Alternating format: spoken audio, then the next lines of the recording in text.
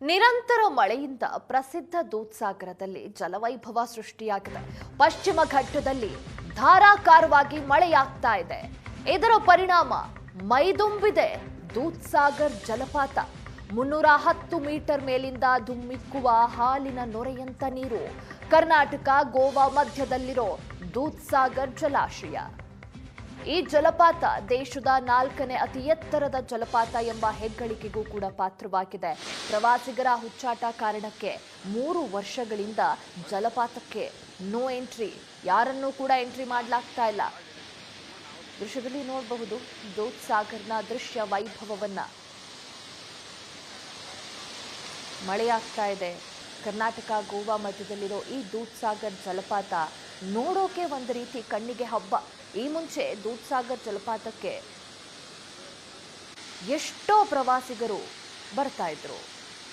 ಗೋವಾಗೆ ಹೊರಡಬೇಕು ಅಂದ್ರೆ ಮೊದಲು ದೂದ್ಸಾಗರ್ಗೆ ತೆರಳಿ ಅಲ್ಲಿಂದ ಹೋಗ್ತಾ ಇದ್ರು, ಯಾಕಂದ್ರೆ ಈ ದೃಶ್ಯ ವೈಭವವನ್ನ ಕಣ್ತುಂಬಿಕೊಳ್ಳಿಕ್ಕೆ. ಈಗ ನಿರಂತರ ಮಳೆಯಿಂದ ದೂದ್ಸಾಗರದಲ್ಲಿ ಜಲವೈಭವವೇ ಸೃಷ್ಟಿಯಾಗಿದೆ. ಕಣ್ಣಿಗೆ ಒಂದು ರೀತಿ ಹಬ್ಬ.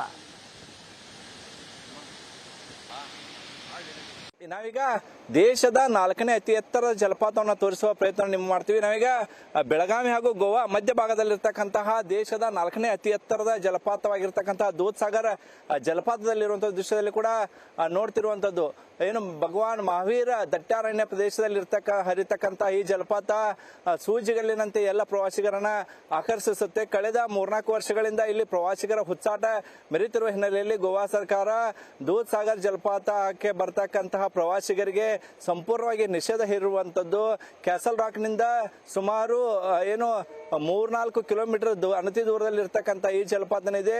ಪಶ್ಚಿಮ ಘಟ್ಟ ಪ್ರದೇಶದಲ್ಲಿ ಸಾಕಷ್ಟು ಪಶ್ಚಿಮ ಘಟ್ಟ ಪ್ರದೇಶದಲ್ಲಿ ಧುಮ್ಮಿಕ್ಕಿ ಹರಿತಿರುವಂತದ್ದು.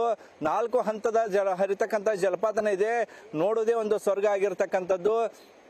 ಕಳೆದ ಜೂನ್ ನಲ್ಲಿ ಮಳೆಗಾಲ ಆರಂಭವಾಗಿತ್ತು. ಜೂನ್ ಬದಲಾಗಿ ಇದೀಗ ಜುಲೈನಲ್ಲಿ ಮಳೆಗಾಲ ಆರಂಭವಾಗಿರುವಂತದ್ದು. ಕಳೆದ 4-5 ದಿನಗಳಿಂದಷ್ಟೇ ಈಗಷ್ಟೇ ಮಳೆಗಾಲ ಆರಂಭ ಆಗಿರುವ ಹಿನ್ನೆಲೆ ದೂದ್ ಫಾಲ್ಸ್ಗೂ ಕೂಡ ಈಗ ಜೀವ ಕಳೆ ಬಂದಿರುವಂತದ್ದು. ಈಗ ನಾವು ನಿಮ್ಮ ದೃಶ್ಯದಲ್ಲಿ ತೋರಿಸ್ತೀವಿ, ಕೇವಲ 25% ಮಾತ್ರ ನೀರು ಧರ್ಮಕ್ಕೆ ಹರಿತಿರುವಂತದ್ದು. ಇದರ ವೈಭವನೇ ಬೇರೆ ಇರ್ತಿತ್ತು. ಯಾಕಂತಂದ್ರೆ ಈ ವರ್ಷ ಮಳೆಗಾಲ ಕಡಿಮೆ ಆದ ಹಿನ್ನೆಲೆಯಲ್ಲಿ ಜಲಪಾತ ಅಷ್ಟು ರಭಸವಾಗಿ ಹರಿಯುತ್ತಿಲ್ಲ. ಆದ್ರೆ ನೋಡುಗರನ್ನ ಮಾತ್ರ ಸೂಜಿಗಲ್ಲಂತೆ ಸೆಳೆತಕ್ಕಂತಹ ಜಲಪಾತ ಇದಾಗಿರುವಂತದ್ದು. ಕರ್ನಾಟಕ, ಮಹಾರಾಷ್ಟ್ರ, ಗೋವಾ ಮಧ್ಯಭಾಗದಲ್ಲಿ ಈ ಕ್ಯಾಸಲ್ ರಾಕ್ ನಿಂದ ಅನತಿ ದೂರದಲ್ಲಿ ಈ ಒಂದು ಇರುವಂತದ್ದು. ಇಲ್ಲಿ ಕೇವಲ ರೈಲು ಮಾರ್ಗ ಮಾತ್ರ ಇಲ್ಲಿ ಸಂಚಾರ ಮಾಡಕ್ಕೆ ಅವಕಾಶ ಇರುವಂತ, ಬಿಟ್ರೆ ವಾಹನವೂ ಇಲ್ಲ. ಯಾವುದೇ ರೀತಿಯ ವಾಹನಗಳ ಸಂಚಾರಕ್ಕೆ ಇಲ್ಲಿ ನಿರ್ಬಂಧ ಇರುವಂತದ್ದು. ಹೀಗಾಗಿ ಈ ದೂದ್ಸಾಗರ್ ನೋಡ್ಬೇಕಂದ್ರೆ ಕೇವಲ ರೈಲು ಮಾರ್ಗದ ಮೂಲಕ ಮಾತ್ರ ಬರಬೇಕು. ಅದು ಈಗ ರೆಸ್ಟ್ರಿಕ್ಷನ್ ಆಗಿರುವ ಹಿನ್ನೆಲೆಯಲ್ಲಿ ಅನುಮತಿ ಪಡೆದುಕೊಂಡು ಮಾತ್ರ ಇಲ್ಲಿ ಬರೋಕೆ ಅವಕಾಶ ಇರುವಂತದ್ದು.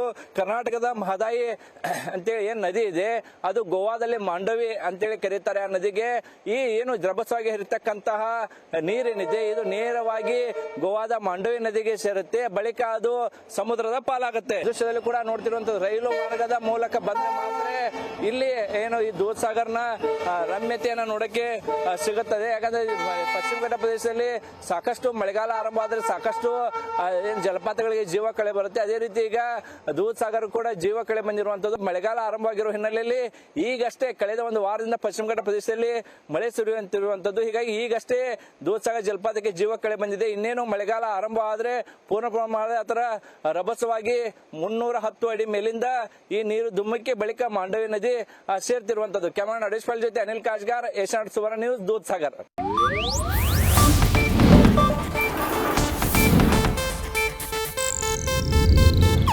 ಇದು ಏಷ್ಯಾನೆಟ್ ನ್ಯೂಸ್ ನೆಟ್ವರ್ಕ್ ಪ್ರಸ್ತುತಿ.